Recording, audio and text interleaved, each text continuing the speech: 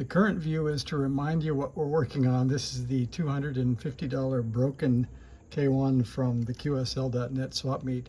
So I have removed the front panel, which involved taking out, let's see if I back up a little bit, this screw, this nut, the retaining on the headphone, and the two knobs, which wasn't too bad. I think it was 2mm and maybe something like 1.5 for the two hex head or Allen head screws. So the real issue now is I got here to the issue of trying to get to U2 pin 1, and this is a piece of apparently foam tape that it was stuck behind the LCD to hold the backlight up, but with it in, it would cover up about this much of the front panel, so I couldn't see the back of U2. So I was able to actually slide it out from underneath.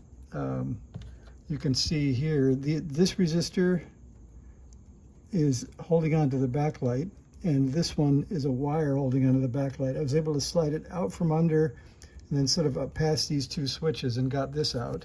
So now, if we zoom in, you can see, first of all, here's the back of U2 pin 1. The solder joints don't look great, but they look, I guess, good enough. So I was able to trace the trace that comes from U2 pin 1 over to this corner, and I scratched just a bit of the insulation off here. So you can see that I was able to first probe from the chip pin to the backside, and that was continuity. And then, let me get the meter turned back on here. The Klein meter likes to auto shut off because I think my batteries are running down. So then we probe from here to this little scratchy mark here, and you can see that's the right trace.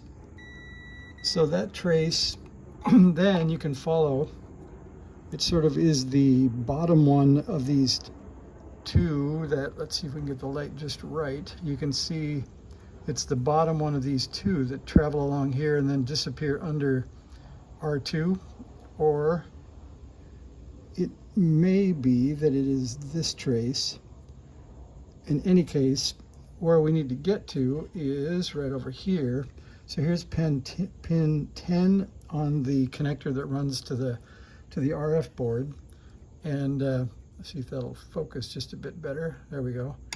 And we need to get from 10 to 98765, which is under here, and that's the pin.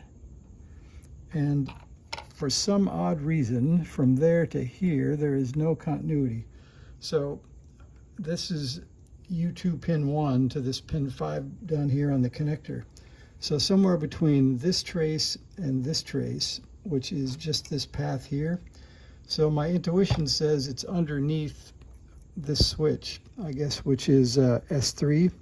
So I'm going to go ahead and pull off S3 and see if I can follow that trace down to, I guess what we'll guess will be a bad solder joint under S3. But you can see there's some fairly unsavory solder joints, so I'll touch up a few of those as well.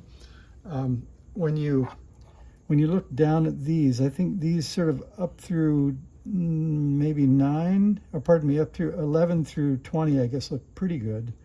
But 987 is a little unsavory, and I don't know what we'll find underneath of S3 here. So I'll go ahead and pull that switch out, and I'll come back and tell you what we find. But at least we can tell that we don't have continuity from this corner to here, and that's not very far. So these look like just a clean trace all the way, so I'm guessing under there.